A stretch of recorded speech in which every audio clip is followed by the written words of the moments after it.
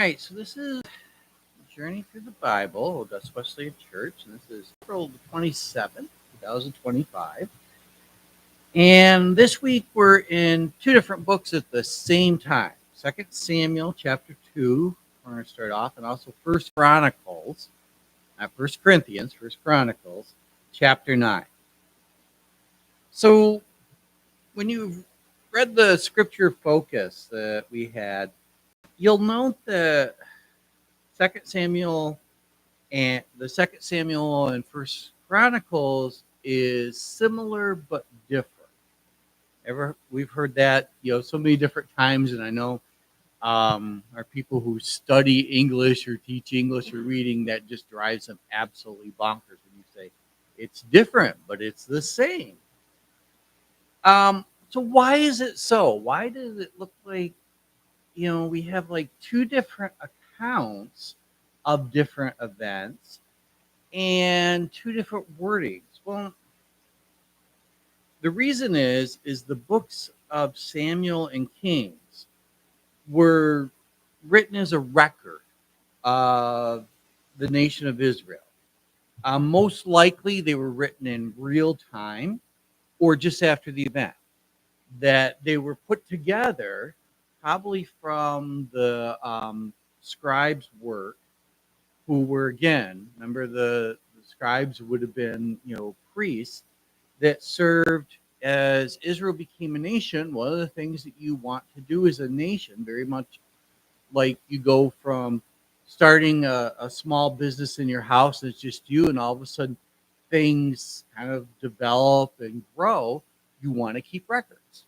So this is what Samuel and Kings is records put together of the history. And it helps them, maybe go back and look when they're making a judgment, or they're saying, well, so and so said the king granted this, did he? Well, let's go back and look. And so that's why Samuel and Kings were written. But then we have the Chronicles. And the Chronicles sometimes talks about the same events, but in a different perspective. Sometimes the Chronicles don't mention an event, or they may talk about an event that Samuel and Kings uh, don't mention. So here's what happened. Eventually, we will get to the point where I'm going to kind of give you a spoiler alert that Israel eventually is destroyed as a nation, centuries ahead of after the time of David. And the Assyrians and Babylonians came in and destroyed the nation of Israel, and it basically no longer existed.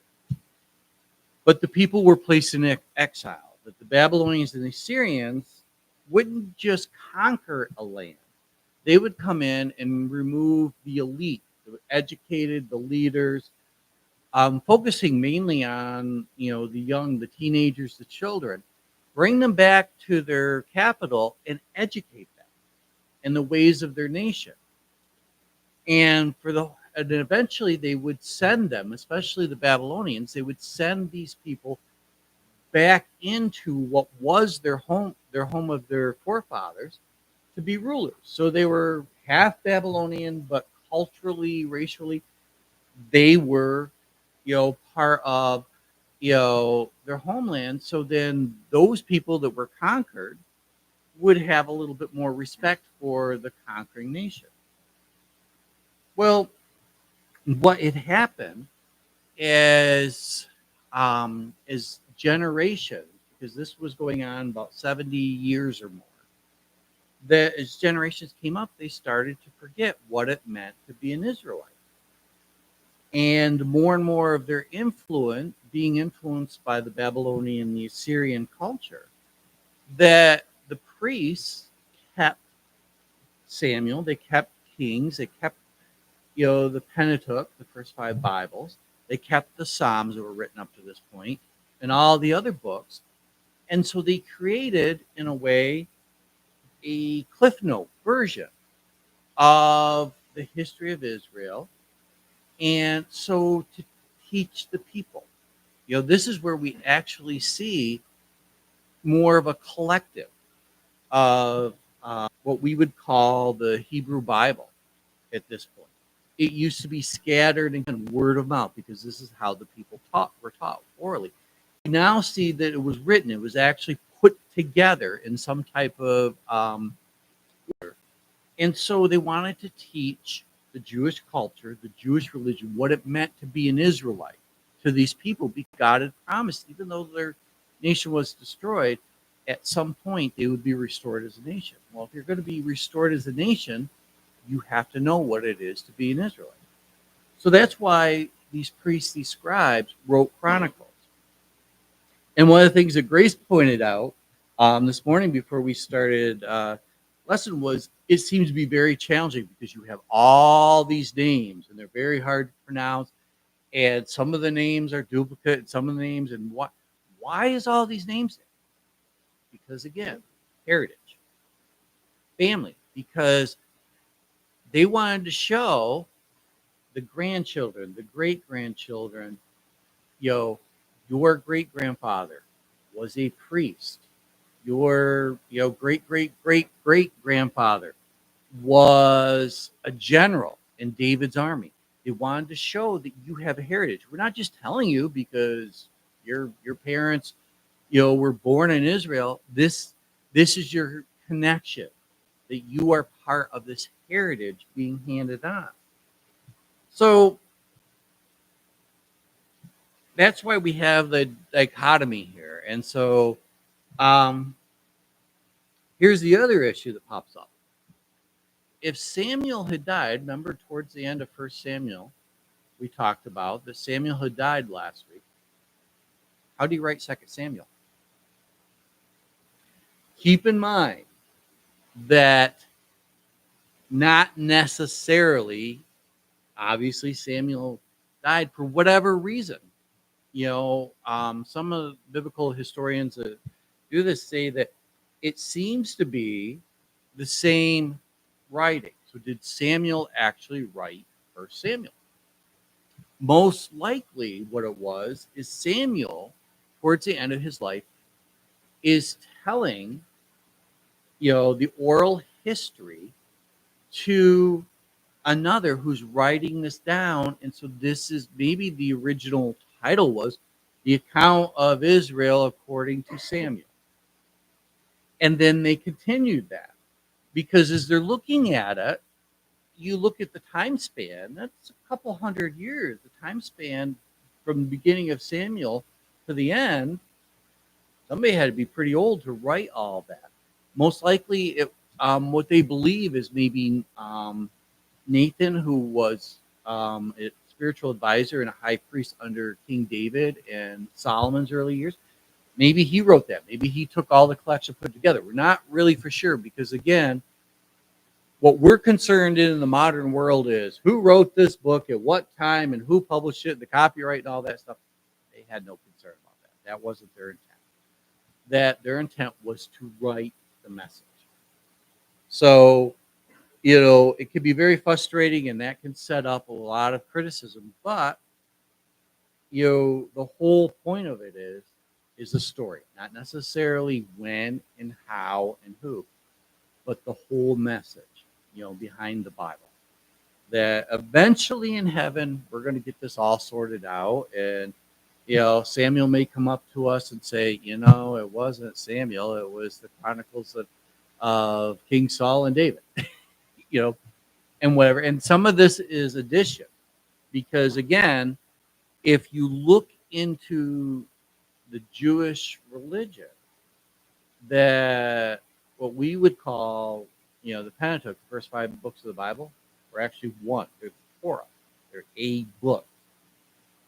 Excuse me. But we have divided that.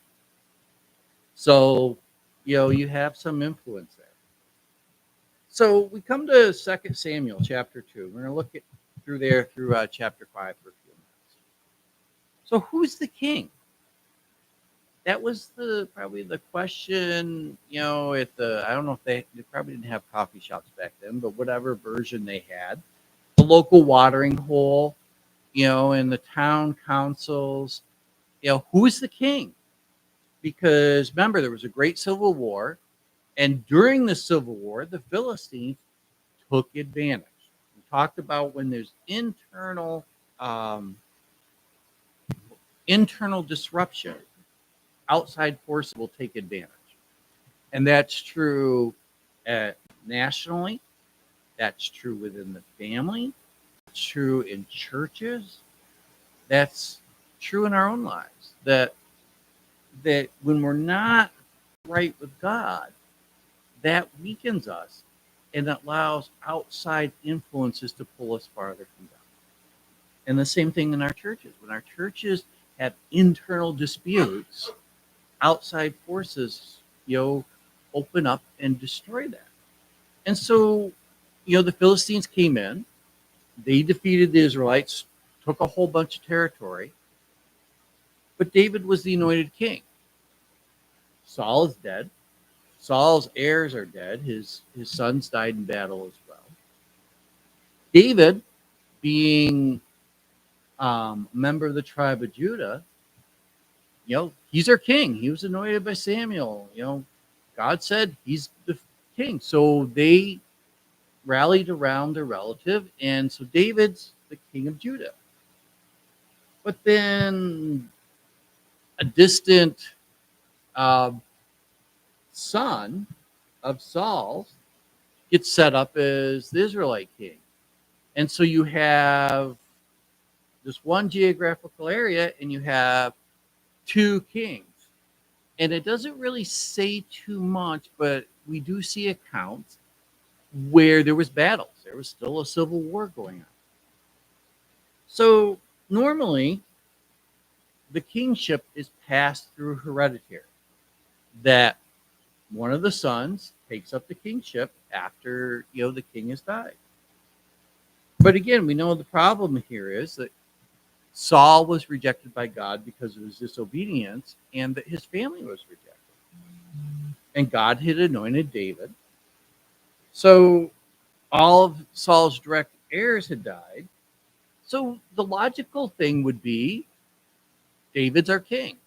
It's time to move on to a different chapter. David should be the king. And logic would say Israel, Judah aren't separate. They are one nation. David's the king of Israel, the whole nation. And this is going to be a little bit of a confusing thing sometimes over the next, quite a few lessons. When we talk about Israel, we talk about Judah, that there's still Israel at this moment is referred to as all the tribes except for Judah. And Judah was like, oh, the largest population, the most populous state within Israel. So you had these two different kingdoms. And you would think that everybody would realize, oh, it's time for us to get together. We have the anointed one who is the king. David's going to be the king not just of Judah, but of Israel. Here's the problem. Tribal loyalties, family loyalties. You have people very strongly loyal to Saul and his family. You have people very strongly loyal to David and his family. And they're going to conflict. And so you have this loyalties. You have our humanity that comes in that sometimes instead of us doing the best thing and the correct thing, we do the thing that makes us happy. And so Israel's not going to, this upstart, shepherd king from, the backwoods, we're not going to, give loyalty to us. Hey, we're Judah. We were the, leader of, the family from time one, and God's confirmed that. Samuel confirmed that. You guys need to, drop your swords and bow down to our king, and thereby bow down to us. So the result, instead of peace, instead of developing the throne under David, we have about 7 years of civil disruption, civil war. And what it looks to be is not so much just from the inferences we could see here in the Bible, not so much David. David didn't, pick up the sword and charge, which, charge and, keep battling the Israelites till they finally relented, said, yep, you're the king. A lot of times it looks just like how the Bible's reading. Again, keep in mind, we're writing history of a united nation. Again, I'm a Civil War, freak and whatever. But think back to our Civil War. Even a couple decades, even now, 150 plus years later, we're very careful how we refer to that, how we record. So the scribe is being very careful, not putting the blame on Israel, but not putting maybe the blame on David. Maybe David should have picked up the sword, should have conquered him. David trusted God enough to be patient. He was promised the kingdom. He was promised God's blessing, him and his family. So David patiently waited for God, but when the Israelites attacked him, he defended himself. So I've mentioned this before, and people say, well, the Bible's so boring. It's just dry history, and, it doesn't really have relevance. Well, this next account here kind of destroys that. We see here almost something that was written long before the Greek tragedies. We see a story of betrayal. So you have this general, Abner, and he backed one of Saul's relatives as the king. But from the impression, Abner was kind of like the puppet master behind the scenes. He was pulling the strings. He was running the kingdom. And he was supporting the king. But then he realized maybe the writing on the wall that, David's actually the one who's anointed. And David's the true king. So I'm going to earn David's favor. We're going to end this battle once and for all. So he thought he could do whatever he wanted. He's the one that propped this child onto the throne, and he betrayed his king. Well, the king was not happy with his actions. Didn't, demote him, didn't, throw him in jail, which he probably should have, which shows how weak the king was of Israel. But Abner wasn't happy, getting called out. So Abner betrays his king again. He sought David's favor. He said, hey, this is what I'm going to do. I got a gift for you. And he said, I am going to turn the kingdom over to you. And so during one of these battles that, as, Abner's going along, that he kills a relative of Joab. Now, who is Joab? Joab was David's chief general. And we know when people go to war, people die. And that happens. But we have such an example here of a family, I don't want to use the word here, a blood feud almost going on. That because one of, Joab's relatives was killed, he vowed that he was going to murder Abner. Now, keep all this in mind as we keep going. So Joab also was David's uncle. He fought to secure David's throne. And he refused to remember that the king's word is final. That Joab says to David, I'm going to take Abner out. This guy's coming over here. He's, seeking your favor and whatever.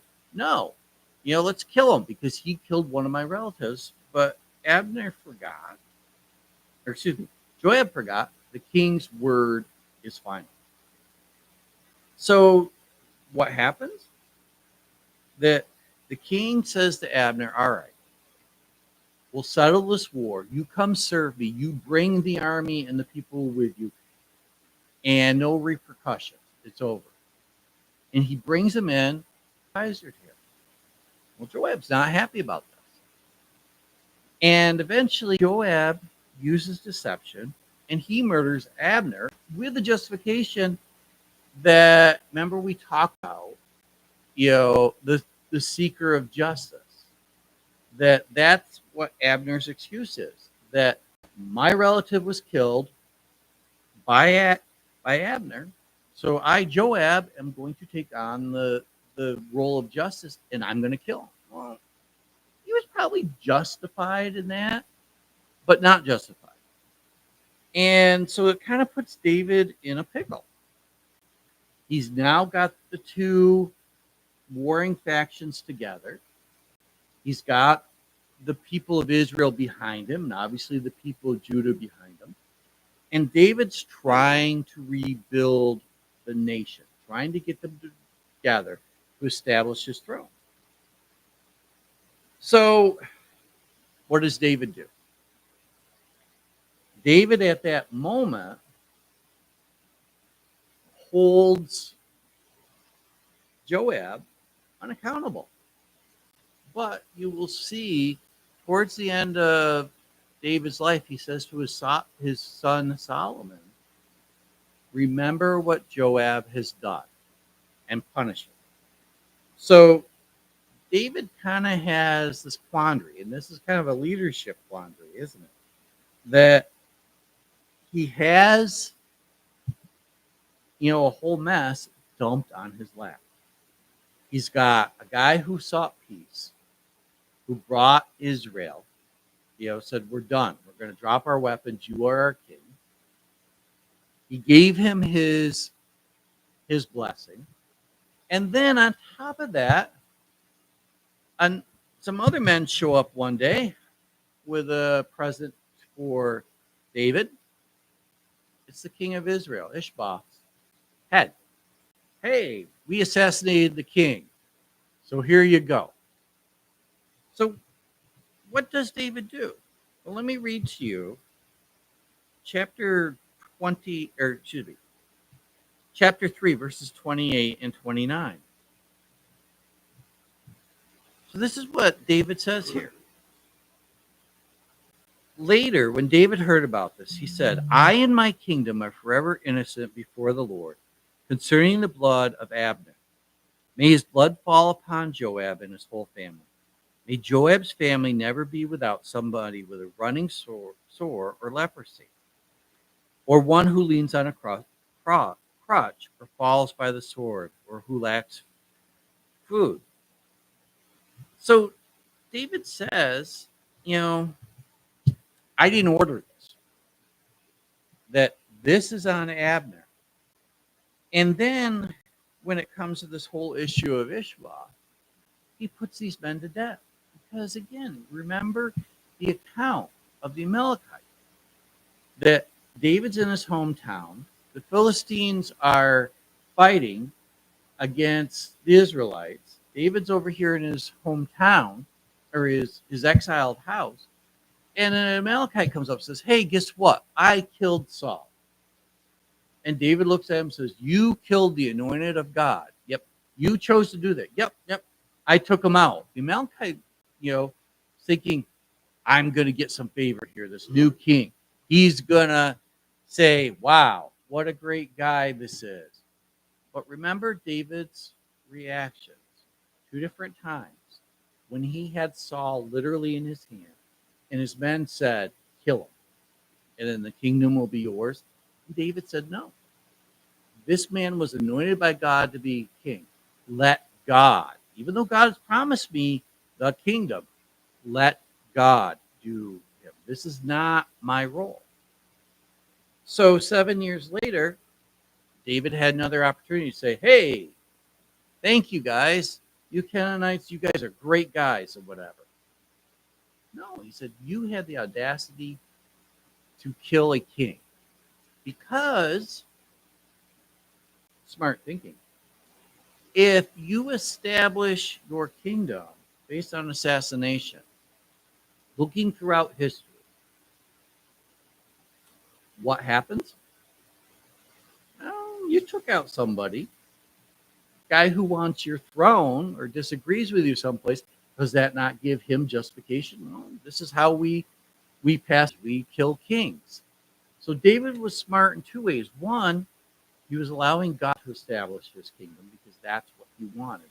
But two, politically, he didn't want to set precedents that him or one of his sons would eventually, suffer assassination. So David shows here consistency in leadership. And consistency in leadership comes from a consistency in character. That we've had, in our modern world many times, this debate. Does what matters in a leader, character or the ability to get things done? And it really boils down to that a true leader has a true character. What they say they will do, they do. And what is right, they will do, even if everybody disagrees with them. Think about this. The tribe of Judah was like, wow, yeah, these guys are brave. And, and Joab had, he had the right to take out Abner. And then they hear the king going, nope, nope, not going to happen. This isn't right. And I'm sure there was a lot of grumbling, a lot of questioning, but you see the justice that David establishes there. So now David is the king of all of Israel, not just of Judah, not just parts. All of Israel comes to David and says, you are our king. Look at verses 5, 1 through 4 here. All 2 Samuel 5, 1 through 4. 2 Samuel. Yes. 5, 1 through 4. All the tribes of Israel came to David at Rehoboam. We are your own flesh and blood. In the past, King Saul was king over us. You were the one who led Israel on their military campaign. As the Lord said to you, you will be the shepherd of my people, and you will become their ruler. When all the elders of Israel came to King David, the king made a covenant with them at Rehoboam before the Lord, and they anointed King David over all of Israel. Now David was 30 years when he became king, and he reigned for 40 years. In Rehoboam, he reigned over Judah 7 years and 6 months. And in Jerusalem, he reigned over all of Israel and Judah for 33 years. So the kingdom now is set by the consent of the nations. That David, again, made a very intelligent, strategic move here. That he could have risked years and years of civil war, but he didn't. Finally, the people of Israel realized that we need to drop our tribal hatreds and our agendas and realize that God is the one who's now set up David on the kingdom. And we need to give loyalty. And so David didn't march into Israel and say, hey, once again, I'm the anointed one. The people, the elders came to him, and the people swore their loyalty to him. So we come to this whole point of when did this happen? Because in history, we don't see on this day of this month of this year, King David became king. Because again, an early Israelite in the nation of Israel and their style of recording history was not this date and that. You'll see this as we go on into Kings and Chronicles. You'll see this mentioned. In the year this king was king, this king, became king. And then when this king over here was still ruling, this king died and his son. So that's where the connection is. They did use the reference of dates and times. Again, relatively modern thinking. Again, they didn't have before Christ, BC, in the year of our Lord, AD as reference. They just had kings because the king, okay, we know when this king was there, and that's where you see if you go into the Gospels where we have the account of Jesus' birth, that's where they go into death because again, even in the Roman world, they didn't say this day, this time. They said when and this governor and this governor were on the thrones, this happened. So again, this whole dating is very frustrating sometimes. But again, that's not what was in the people's mind because their focus really was today. That they didn't look and say in 10 years we want to be here. Having a some type of plan. That their focus was right now. But we can kind of get an idea of about the year this happened. We got to do a little bit of math. So we figure around 1010 BC. So about 1,000 years before the birth of Christ, this happened. How do we know this? Because Rehoboam, who would be David's grandson, we actually have found specific dating in other nations mentioning Rehoboam as the king of Israel around 930 BC. Now, his father, Solomon, reigned for about 40 years. And again, it wasn't 40 years exactly because 40 years is a generation.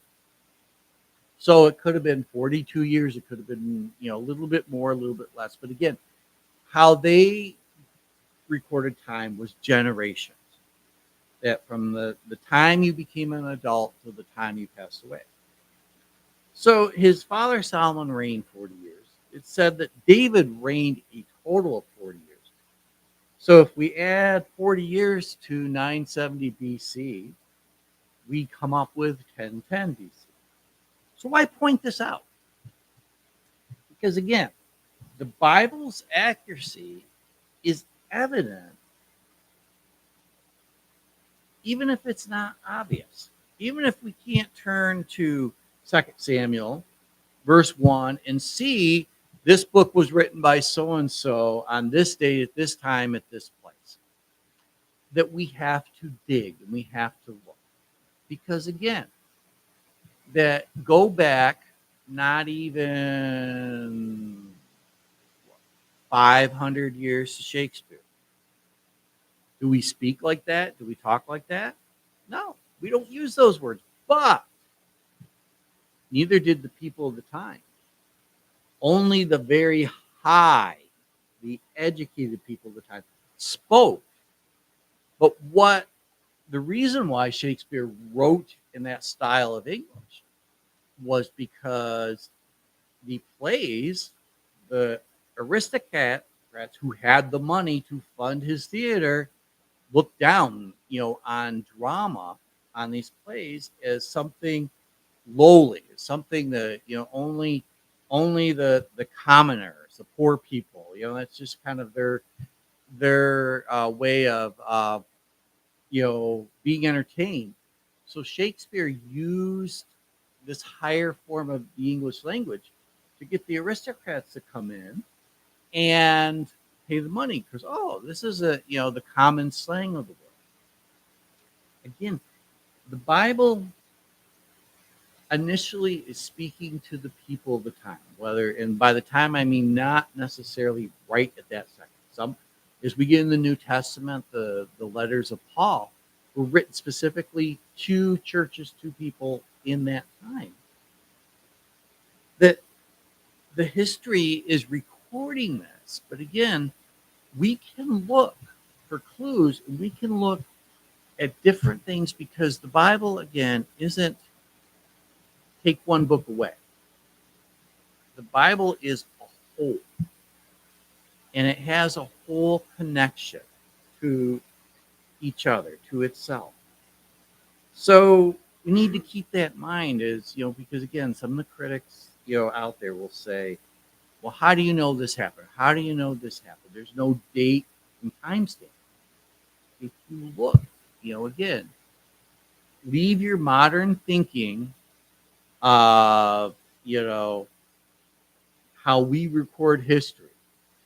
For example, we talk about, go into our legislative chambers where we employ people to sit there, go into a modern trial and you will see timestamp. The court was called to order at this time by so at this place. This person asked this question. This person this is exact what they responded. Then court was adjourned at this time in this place. And you see all this. That we could even you look at our social media, if you really want, you could set Google and Google could tell you, looking back in your history, where you were on this day 5 years ago, if you have those settings. They didn't have that. This is a very modern, very recent thing. And, if again, this is our concern because we want to look back, 1,500, 5,000 years.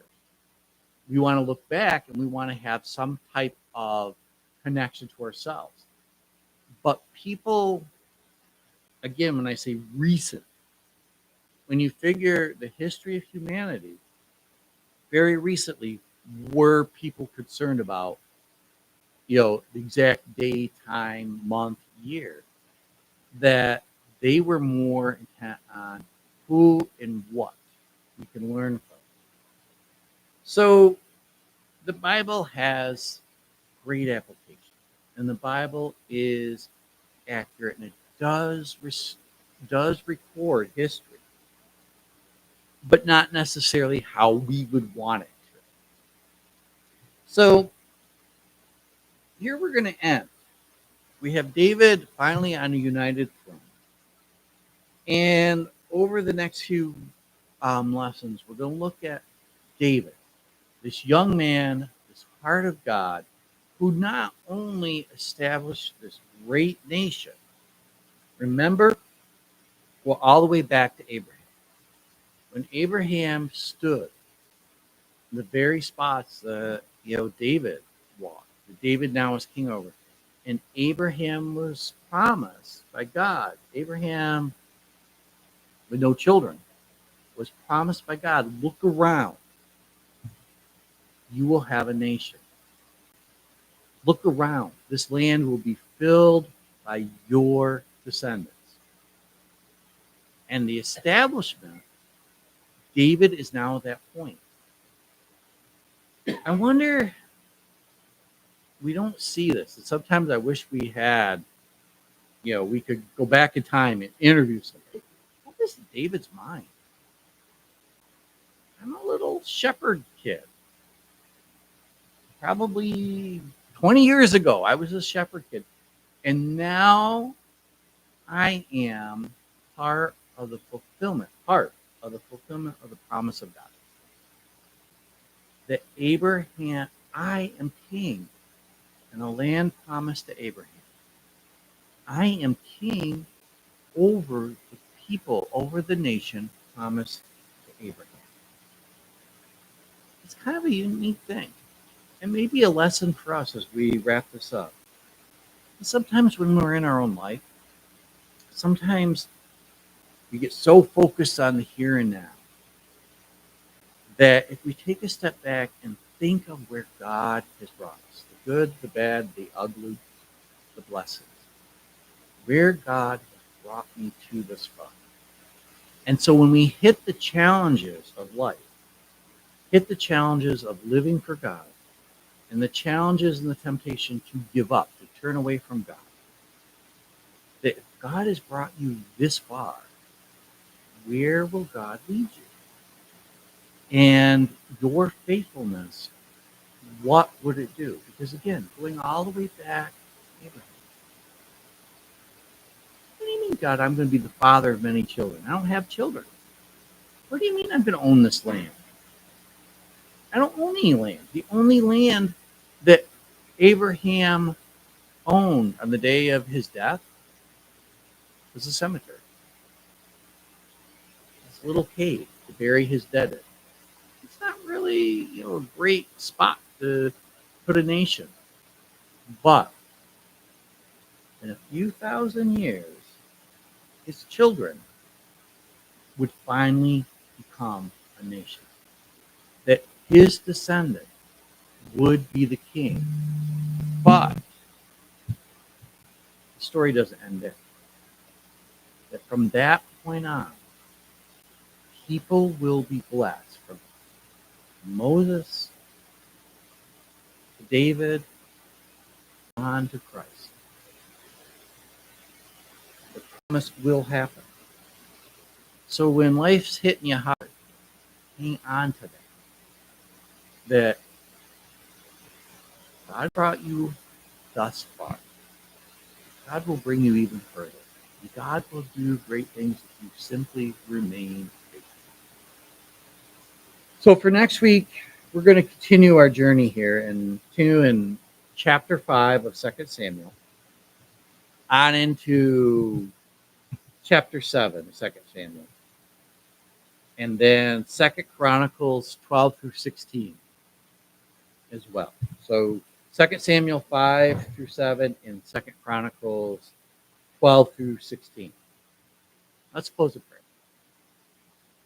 Heavenly Father, we thank you for your faithfulness. We thank you that you are faithful through the easy times and the peaceful times. We thank you when life is disruptive and we don't understand the conflict going around us. But no matter what, you are faithful. And when you make a promise to us, if we remain faithful to you, you will faithfully bring that promise about. We thank you for that truth. And we just ask, Lord, that you teach us and you hold us in your heart. In your name, amen.